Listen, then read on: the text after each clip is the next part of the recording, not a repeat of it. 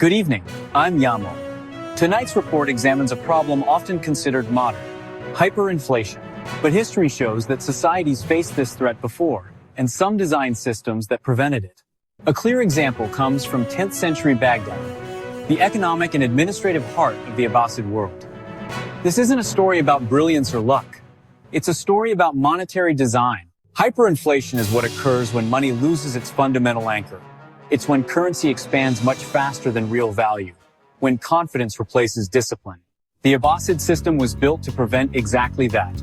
The first safeguard was commodity-anchored currency. Money was gold and silver dinars and dirhams with known weights and purity. Currency couldn't be expanded by decree, only through real economic activity, mining, trade, and taxation. This natural limit on money supply meant that while local inflation could occur, hyperinflation was structurally constrained. The second safeguard was dual metal circulation. Gold and silver circulated together. If one metal became scarce, the other absorbed transactional demand.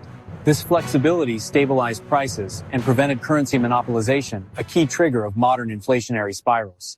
The third safeguard was market regulation, not price fixing.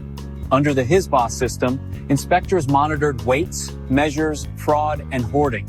Prices weren't centrally fixed, but manipulation was actively punished. Creating artificial scarcity, one of the fastest paths to inflation, was not just discouraged, it was treated as a public offense.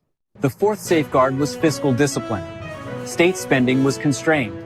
Budgets were tied to revenue, not borrowing, and large deficits were politically and legally difficult. The state could not print money to cover mismanagement. This forced a level of administrative restraint absent in modern systems. The fifth safeguard was decentralized finance. Credit existed, but was local and partnership-based. There were no institutions capable of creating cascading debt across the economy. Failures were contained. Risk did not compound. The sixth safeguard was independent public welfare systems. Key services like education, healthcare, water, and food relief were funded through waqf endowments, not state money creation. This reduced pressure on the treasury. When crises occurred, famine, war, trade disruption, public services did not require emergency printing or debt. Finally, there was trust. This trust wasn't enforced by propaganda or central banks, but by simple consistency. A dinar today was the same dinar tomorrow. When money holds meaning, people do not flee from it.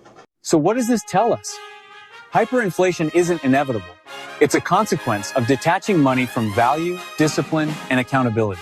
10th century Baghdad didn't eliminate economic stress, but it prevented monetary collapse. Not through technology, but through institutional restraint.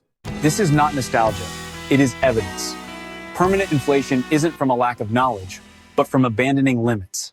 For History Watch, I'm YAMO. Thank you for joining us. Good night.